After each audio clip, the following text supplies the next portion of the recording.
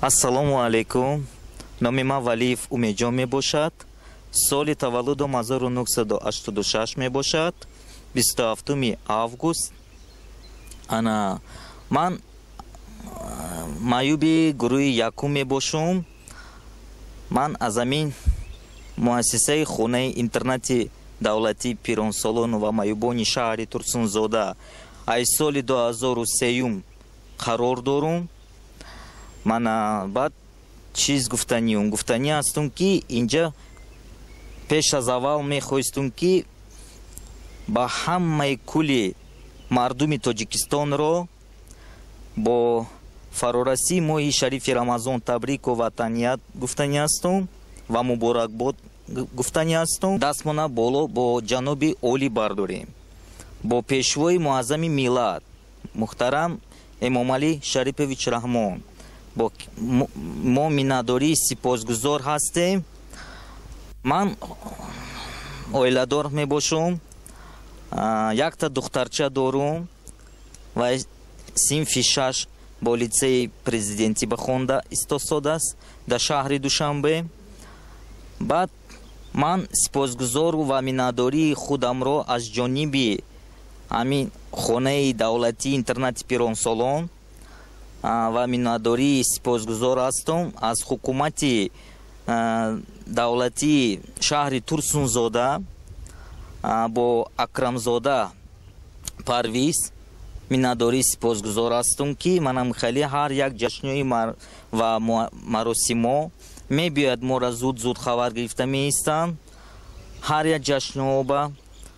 баъд мақсад бо вазорати тандурустӣ ва шуғли аҳолии ҷумҳурии Тоҷикистон бо агентии шуғли аҳолии ҷумҳурии Тоҷикистон Қувватов Холзода ба Азор Аҳмад гуфтанӣ ҳастем ва миннатдории сипосомо баён расонданӣ ҳастем ки ҳаминоям мора зуд хабар гирифта меистанд, бо аҳволи мо хабардор мешаванд. сад шукронаи Алло ки мана ҳамин хеле ҷое ки муассисаҳои давлатҳои интернатҳои тамоми кулли Тоҷикистоне ки мон ба ҳастай ҳам хеле шароити муайё дорем. мо аз ягон чи танқиси надорем, аз ягон чи мақсад камӣ надорем. ҳама чиз ба мо шароити муайё ҳастай. ман дар ҳаминҷа аз соли 2003 чихелки қайд намудум қарор дорум ва зисти зиндагонӣ карсодем. соли 2009 ба ман соҳиби оиладор шудам. соли 2010 ба духтарамо ба дунё омадааст. модарамо ҳозир ҳоҷибибӣ шудааст гияй. мақсад ман гуфтаниум ки вай чанд сари сол нияти хуб доштае ки бо ҳаҷи умра рафта биёяд. хай шукронаи Алло ки ман ҳамин бо ҳамин мақсади нияташон ба расидан. баъд ман дар ҳамин муассисаи давлатии хонаи интернати Пиронсолони шаҳри Турсунзода кор карда меистем. мо сардори намояндаи бошандагон мебошем. тӯли 2 сол шуд ки дар ҳаминҷа мо сардорӣ мекунем. кати бошандагоно мо кор мекунем.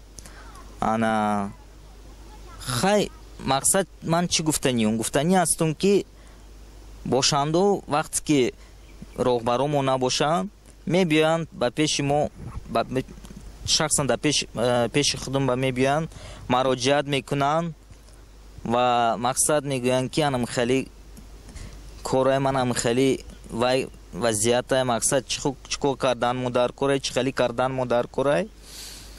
мо пеш аз аввал ҳамин кора кардан маслиҳат мегирем, маслиҳат мепурсем. баъд тартиби риояи кора ба мо пешниҳод мекунанд ки мақсад ин кора кардан дар кор, ин кора кардан дар кор. ба тамоми камбудиҳое ки мо бояд ислоҳ намоем дар ҳамин муассисаи давлатии хонаи интернати Пиронсолон. баъд мо ира ки бар тафтиш гузоштем, меравем бо роҳбарияти муассисаи давлатии хонаи интернати Пиронсолон Бобоев Ашурали Буриевич ба мароҷиат мекунем, мароҷиат менамоем. баъд бо якҷоя мо маслиҳат мекунем чӣ масъалае ки проблемое ки ҳаста дар ҳамин муассисаи давлати хонаи интернати Пирон Солон мо бартараф мегузорем. баъд масъалаи оиди тиббӣ масъалаи тиббӣ ма гуфтанӣ ҳастум ки касоне ки яке экстренный случай ба агар ягон кас мазашон гирезад ё ки ягон кас касал шавад мо зуд инора бо беморхонаи шаҳри Турсунзода бистарич мекунем, бо тафтиши назорати духтуро меистанд. бо касоне ки хеле касали лёгкӣ бошад сабуки гав мезанем да яке ягон кас просто ягон воспаление дошта бошад ё ки ягон сардар бошад мо инҷа ба тамоми ҳами доруборӣ дорем дар ҳамин муассисаи давлати хонаи интернати Пирон Солон. 3 маҳал авқотҳои гарм дорем. худоро ба шукр авқотҳомо созай 100%. бо ба ҳар аз ҳамин як соҳибкорони тоҷикистониҳое ки дар ҳаминҷа кор мекунанд ҳузур мекунанд дар ҳамин тоҷикистоно кӯмак расонданӣ мешаванд, мебиёянд, кӯмакмо мерасонанд, дастархонмона оруста мекунанд барои мо, барои ҳамин бошандоҳо. баъд масъалаи оиди ки мақсад ягон кас ягон ҷо рафтанӣ мешавад, ҷавоб гирифтанӣ мешаванд, мебиёянд бо мақсад пеши ман муроҷиат мекунанд ки мо пага фардо душанбе рафтанӣ ҳастем ё ки фардо мо пагаи дигар шаҳри Турсунзода рафтанӣ ҳастем ё ки як хелеош мегӯянд ки мо фардо мехоҳем ки бо ноҳияи Шаҳри Нав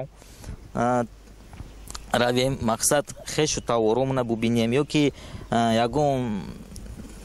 ягон мақсад зод рӯз дошта бошанд, ҷашн дошта бошанд, мебиёянд ҷавоб мегиранд, ай пеши ман мегузаранд. мо бо роҳбарият катибо маслиҳат мекунем, мақсад гапзано мекунем, бо ино иҷозатнома рухсатӣ метиҳанд, ҳатман албатта ино мегиранд, имзоошона мегузаронанд, баъд рақамҳои телефоншон ба тагжба мегузоранд, баъд инора ҷавоб метиҳем ки мақсад ин тартиби давлатии хонаи интернати Пирон Солона бояд мақсад вайрон карда нашавад.